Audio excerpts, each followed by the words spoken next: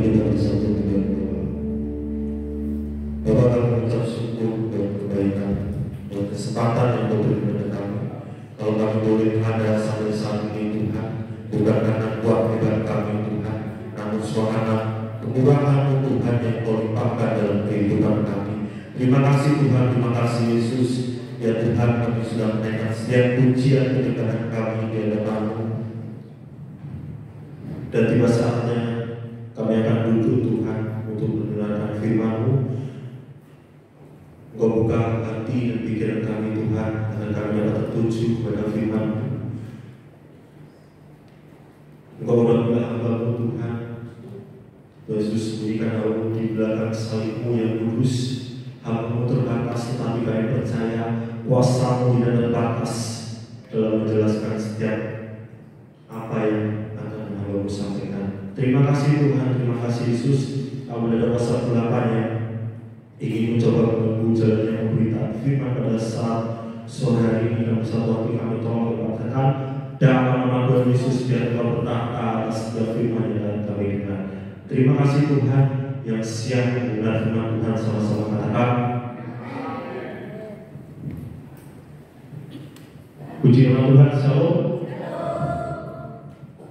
Apa kabarnya? Saya percaya kita pasti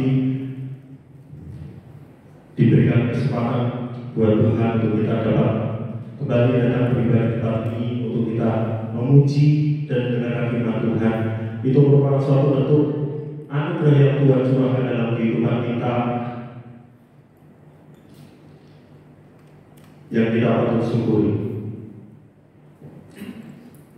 Terima kasih juga buat pengurus yang memberikan kesempatan kepada saya untuk menyampaikan kebenaran firman Tuhan. Pada saat sore hari ini kita sama-sama belajar kebenaran firman Tuhan. Saya bukan mengajar Bapak Ibu Saudara sekalian, tapi kita sama-sama belajar untuk kita mendengarkan firman Tuhan. Dalam hidup ini kita pasti mengalami banyak hal.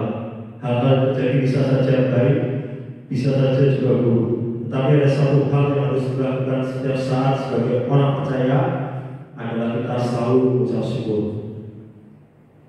Teman-teman dewasa muda yang dikasih nama Tuhan, di sini dijelaskan bagaimana dalam setiap kehidupan kita sebagai orang-orang percaya, orang yang dikasihi oleh Tuhan, kita pasti mengalami banyak masalah, kita pasti mengalami banyak problema yang terjadi dalam kehidupan kita. Mungkin masalah itu baik maupun masalah itu buruk yang terjadi dalam kehidupan kita. Tetapi kita tahu bahwa semua masalah yang terjadi yang datang dalam kehidupan kita itu merupakan suatu kehendak Tuhan, suatu yang Tuhan izinkan dalam kehidupan kita, agar kita dapat belajar dari setiap masalah, setiap persoalan yang kita hadapi dalam kehidupan kita.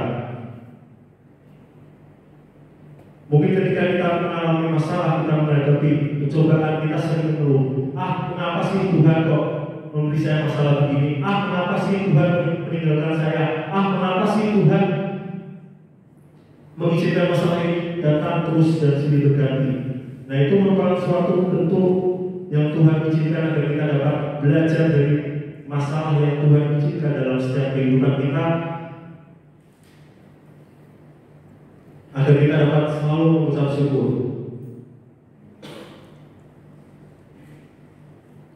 Judul yang saya bawakan pada saat sore hari ini yaitu hidup yang penuh ucapan syukur. Hidup setiap kita sangatlah singkat, karena kita tidak tahu sampai kapan kita hidup. Pasti banyak peristiwa yang sudah terjadi dalam hidup kita, karena hidup ini akan terus berjalan sampai kita mati. Teman-teman dewasa muda yang terkasih dalam nama Tuhan Yesus Kristus, kita tahu bersama hidup kita itu sangat singkat. Hidup kita itu kita tidak tahu kapan Tuhan akan panggil kita. Kita tidak tahu Tuhan akan memanggil kita untuk kembali ke rumah Bapa. Kapan kita tidak tahu. Karena yang memegang semuanya itu adalah Tuhan. Tuhan yang memegang kedaulatan, Tuhan yang mengatur setiap apa yang terjadi dalam kehidupan kita, baik itu menit, tahun, detik, dan sebagainya. Itu merupakan suatu rancangan yang kita tidak bisa tahu, yang tidak kita bisa tebak. Kita tahu bersama bahwa dalam kehidupan ini kita dapat melihat banyak anak yang masih balita, yang masih dalam kandungan sudah dipanggil Tuhan.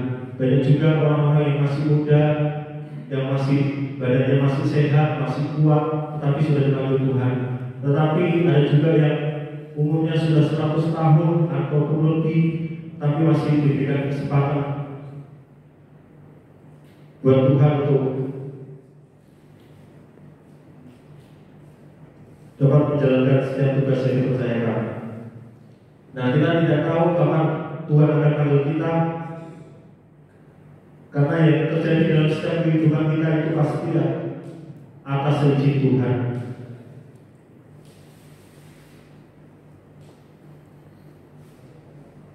Sikap hati yang penuh bukan karena kita mempunyai segala sesuatu, dalam kekurangan pun kita juga bisa penuh karena kita dengan sengaja sadar untuk menikmati tanpa mengeluh atas semua yang sudah terjadi. Teman-teman dewasa muda yang dikasihi dalam Tuhan, di sini dijelaskan bagaimana sikap hati kita yang penuh bukan karena kita mempunyai segala sesuatu, bukan karena kita mempunyai harta yang berlimpah, bukan karena kita mempunyai uang yang banyak, bukan karena kita mempunyai apa yang kita miliki namun orang lain tidak miliki, tetapi semua itu karena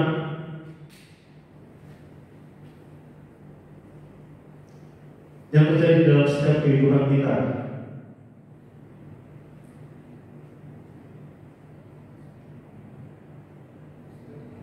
Saudara kasih nama Tuhan,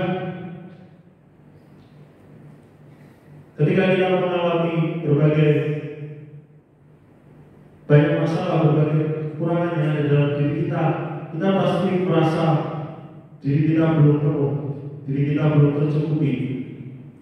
Namun kita pada saat sudah ini kita belajar bahwa hidup kita harus penuh dengan ucapan syukur. Selanjutnya, jadi bisa dikatakan bahwa mengucap syukur adalah cara supaya kita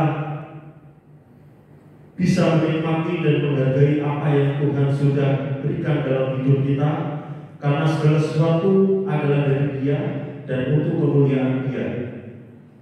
Teman-teman dewasa muda yang dikasihi nama Tuhan, di sini dijelaskan bagaimana mengucap syukur adalah cara supaya kita bisa menghargai apa yang Tuhan berikan dalam kehidupan kita, baik itu secara materi maupun secara non materi.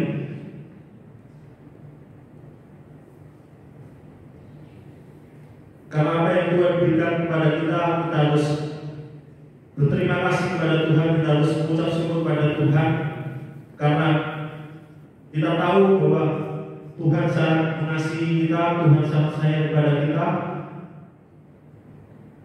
Tuhan ingin hidup kita menjadi berkat dan menjadi terang bagi siapapun.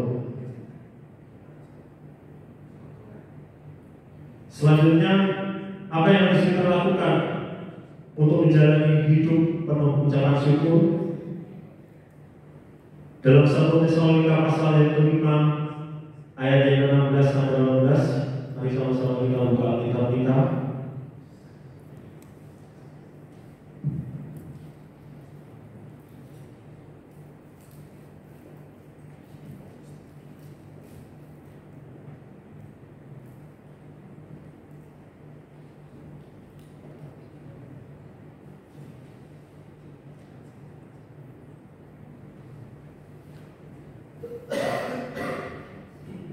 Satu Tesalonika pasal yang kelima ayat 16 sampai 18, saya akan bacakan untuk kita semua.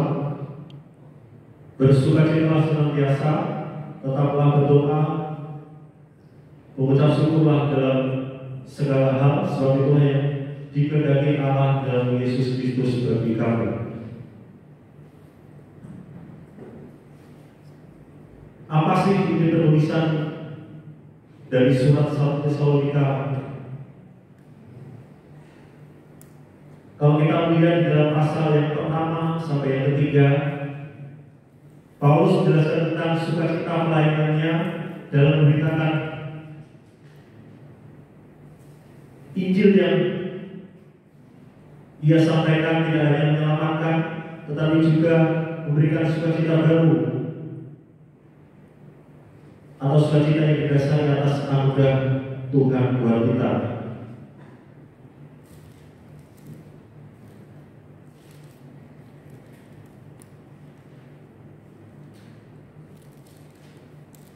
Jadi di sini menjelaskan bagaimana dalam pasal yang pertama sampai yang ketiga, di sini banyak berbicara tentang sukacita yang dirasakan oleh Paulus dalam memberitakan Injil yang Tuhan sudah taruh dalam kehidupannya untuk Dia sampaikan kepada setiap orang-orang yang belum percaya kepada Tuhan. Tetapi kita tahu juga bahwa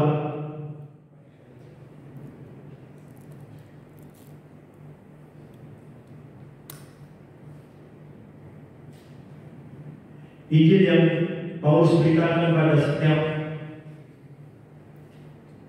jemaat yang ada di Tesalonika merupakan suatu bukti bahwa keselamatan hanya ada di dalam Dia, keselamatan hanya ada di dalam Tuhan Yesus. Kemudian pasal yang keempat dan kelima, Paulus memberikan beberapa nasihat pastoral dan salam kepada jemaat di sana supaya mereka semakin dewasa dalam Tuhan.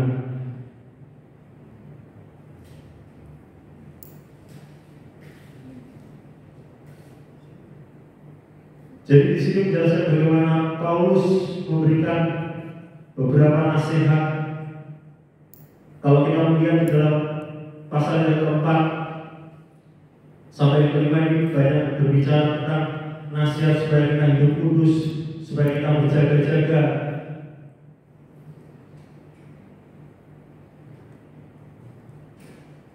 Agar kita semakin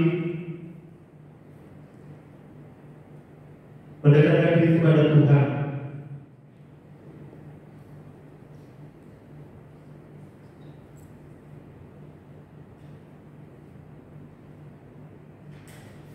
Fakta penulisan Surat 1 Tesalonika pasal yang kelima ayat yang ke-16 sampai 18. Yang pertama merupakan nasihat pastoral mengenai gaya hidup jemaat. Jadi di sini menjelaskan bagaimana di dalam pembacaan kita dalam 1 Tesalonika pasal 5 ayat yang ke-16 sampai 18 ini berbicara tentang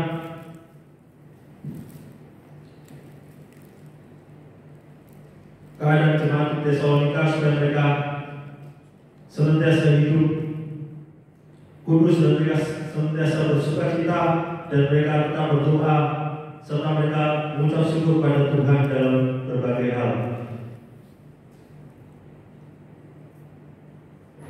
Kemudian yang kedua, gaya hidup jemaat yang kurang bersungguh-sungguh.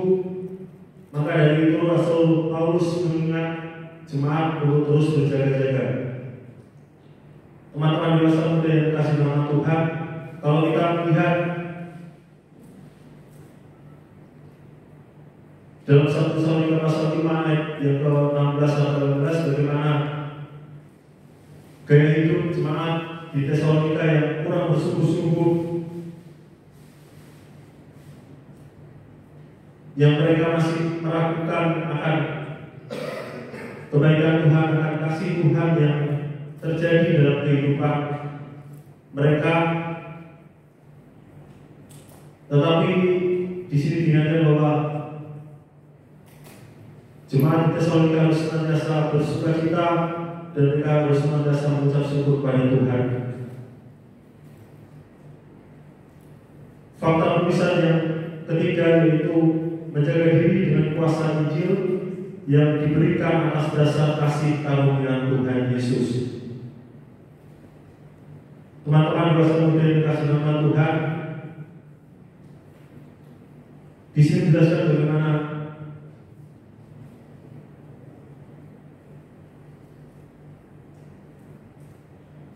kita harus menjaga diri kita dengan kuasa Injil yang Tuhan berikan dalam kehidupan kita, supaya ketika kita mengalami berbagai banyak masalah yang ada dalam kehidupan kita, berbagai banyak godaan yang terjadi dalam kehidupan kita,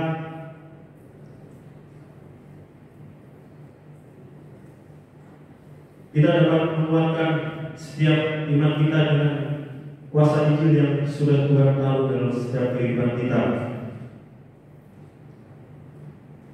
Jadi apa yang harus kita lakukan untuk menjalani hidup penuh ucapan syukur?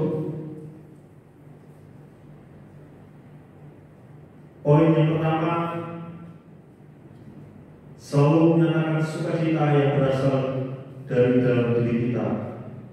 Dalam 1 Tesalonika pasal 5 ayat 16 dikatakan, bersukacitalah senantiasa. Jadi di sini maksudnya bukan ketika kita memiliki jam Rolex kita bersukacita, bukan karena kita memiliki sepatu branded kita bersukacita, bukan karena kita memiliki harta yang berlebih kita bersukacita, bukan karena kita memiliki mobil yang banyak kita bersukacita, bukan karena kita memiliki harta yang berlimpah kita bersukacita. Namun di sini menjelaskan bagaimana kita harus bersukacita dalam diri kita. Jadi di sini dijelaskan bagaimana Tuhan sudah mencurahkan Roh-Nya dalam setiap kehidupan kita, agar hidup kita menjadi hidup yang sepenuh dengan Tuhan, yaitu hidup yang dipenuhi oleh sukacita, hidup yang dipenuhi oleh kasih.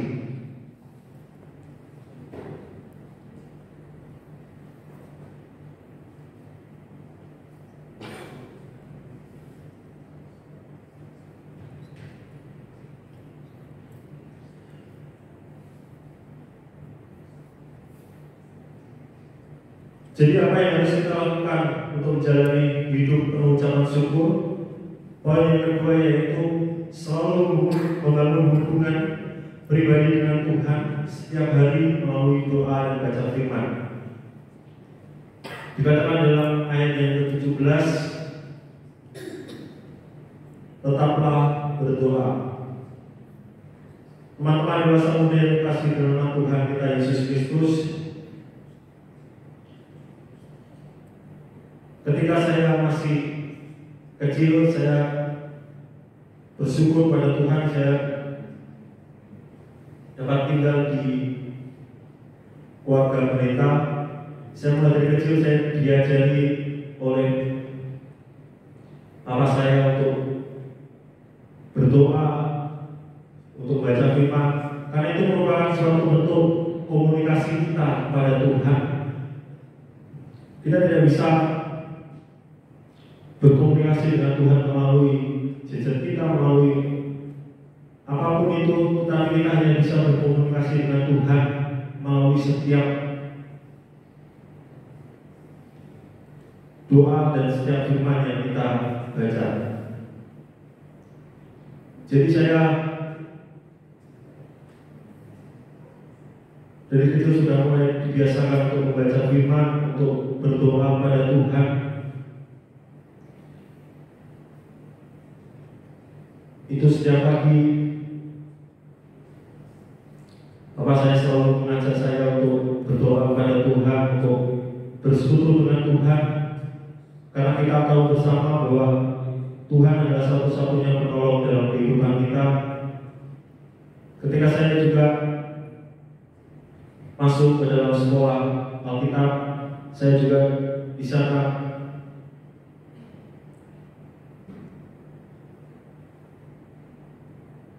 makin mendekatkan diri kepada Tuhan melalui doa dan melalui pembacaan firman yang saya lakukan setiap hari.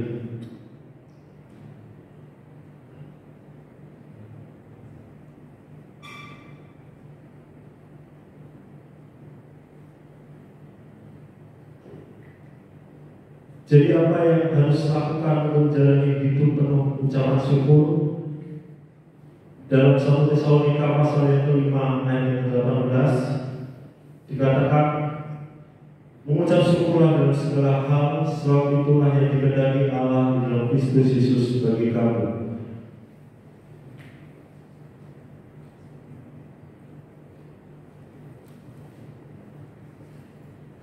Poin yang ketiga yaitu selalu berterima kasih atas apa yang Tuhan Yesus sudah berikan kepada kita selama hidup.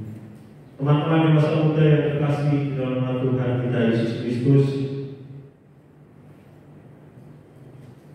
kita sebagai orang-orang percaya, sebagai umat-umat pilihan Allah, kita harus berterima kasih atas apa yang Tuhan izinkan, atas apa yang Tuhan rancangkan dalam setiap kehidupan kita. Mungkin ketika kita mendapat suatu berkat, kita berterima kasih kepada Tuhan. Kita mengucap syukur kepada Tuhan atas apa yang Tuhan sudah berikan dalam kehidupan kita. Mungkin ketika kita masih diberikan kesehatan, kekuatan sampai saat ini, kita berterima kasih kepada Tuhan karena Tuhan sudah memberikan kesempatan kepada kita untuk kita dapat memuji dan memuliakan nama Tuhan. Alasan kita hidup dalam ucapan syukur adalah karena kita ini telah ditebus dengan darah yang mahal serta dipilih menjadi anak Tuhan Yesus. Kepunyaan kita yang paling berharga adalah Yesus serta keselamatan kita. Jadi jangan lupa untuk terus bersukacita, mengingat Dia dan berterima kasih untuk anugerahnya bagi kita. Saya akan menutup khotbah pada saat sore hari ini dengan sebuah kesaksian.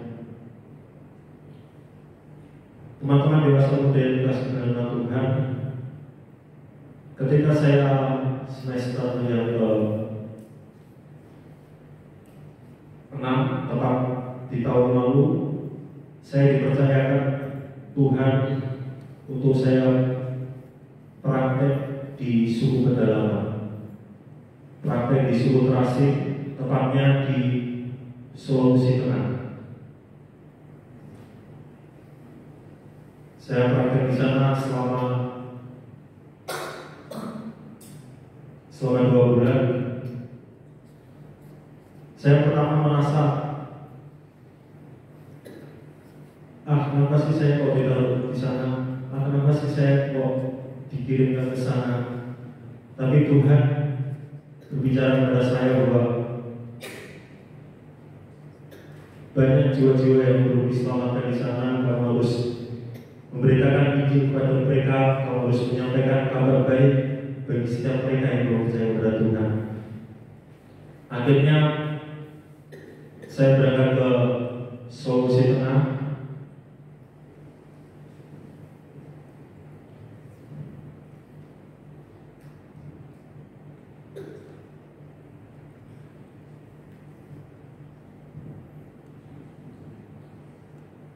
Saya berangkat, kemudian setelah saya tiba di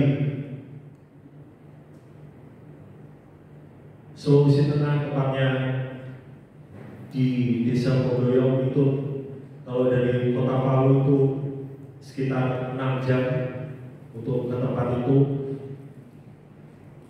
Kemudian ketika saya tiba pada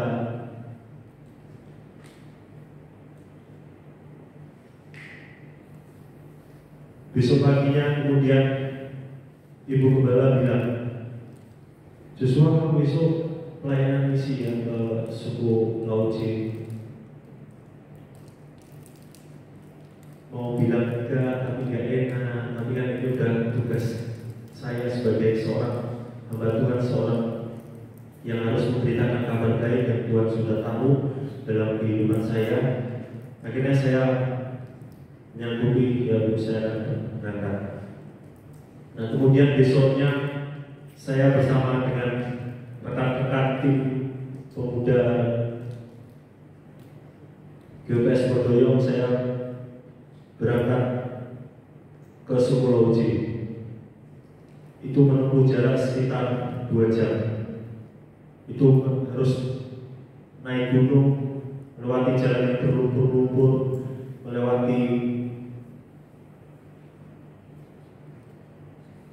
berbatuan-batuan, dan samping kanan kiri itu itu merupakan jurang. Jadi itu merupakan suatu tantangan yang saya hadapi.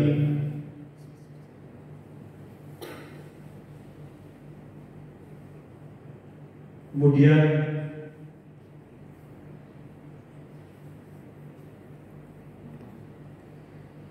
saya diberikan kepercayaan untuk mengajar anak-anak PAUD, anak-anak yang tidak bisa membaca, anak-anak yang tidak bisa menulis. Karena di suku ini sangat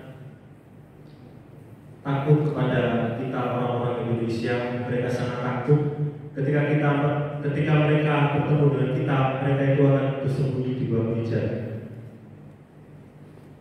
Nah, jadi itu yang saya alami ketika saya mendatangi mereka. Mereka bersembunyi di bawah meja. Kemudian saya datangi mereka, kenapa kamu bersembunyi? Enggak apa-apa, takut. Oh, enggak apa-apa, sini. Ya udah, akhirnya saya ceritakan tentang kebaikan Tuhan, tentang Tuhan Yesus dalam kehidupannya.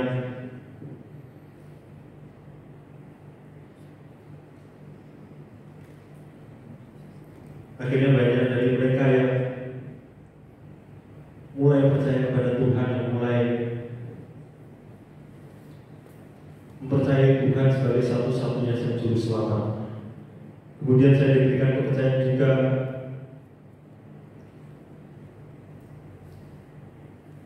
untuk menyampaikan misi di 3 pos PI. Karena di tempat saya praktek itu ada 3 pos PI. Yang pertama yaitu pos PI Monsi, yang kedua Tekoulu, yang ketiga pos PI Pinasaka. Saya setiap minggu saya dikirimkan ke sana untuk saya mengajar mereka, untuk saya mendidik mereka, untuk saya membantu mereka supaya mereka dapat percaya kepada Tuhan sebagai satu-satunya juru selamat.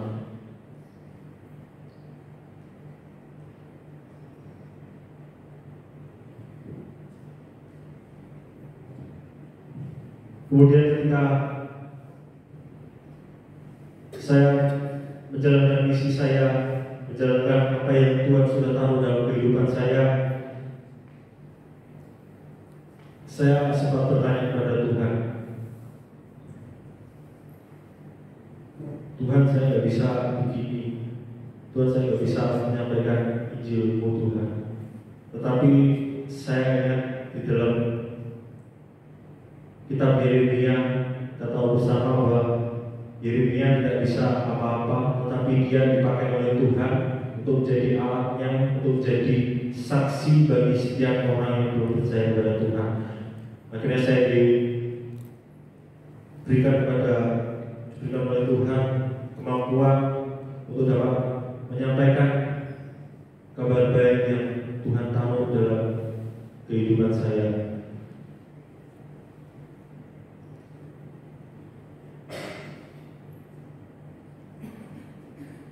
Kemudian saya juga sempat mengeluh karena makanan di sana tidak seperti makanan di sini. Di sana hanya makan daun singkong, makan ubi, kadang makan kelelawar, kadang makan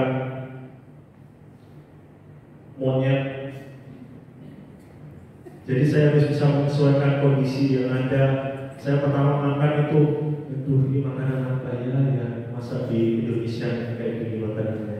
Tapi saya belajar untuk mengucap syukur atas berkat yang ada. Akhirnya saya makan itu kelelawar untuk pertama kalinya. Setelah saya coba, kok rasanya begini, tapi kelamaan kok enak ya.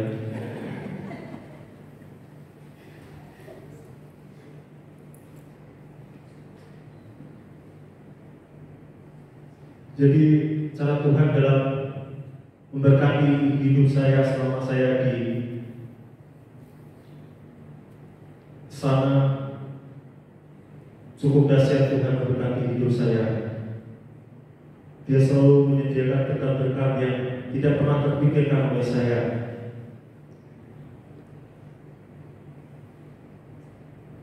Kemudian ketika saya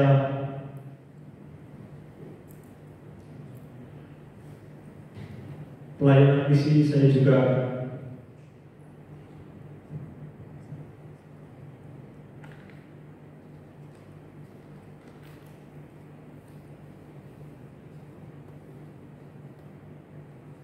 pernah jatuh. Saya mengalami asma karena saya memiliki riwayat asma sejak dari kecil. Ketika saya menjalankan pelayanan misi tersebut, saya jatuh, terus kemudian saya dibawa ke rumah sakit terdekat.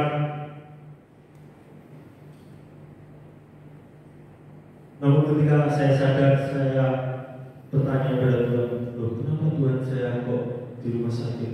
Apa yang terjadi dalam hidup saya? Kemudian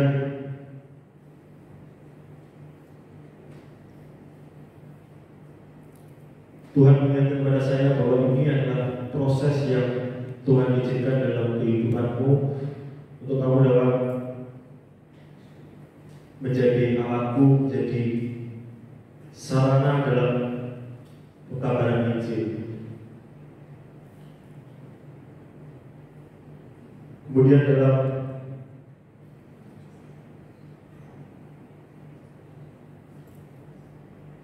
pelayanan saya selama 2 bulan di sana,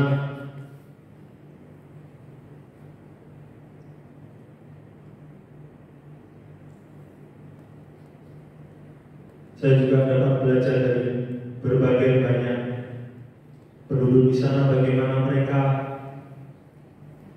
orangnya bekerja keras, orangnya tidak malas-malasan, tidak seperti yang kita tahu di kota-kota ini. Banyak orang-orang yang bermalas-malasan, tapi kalau saya lihat di luar pulau sana, banyak orang-orang yang gigih dalam bekerja, dalam menjalankan setiap tugas yang mereka kerjakan.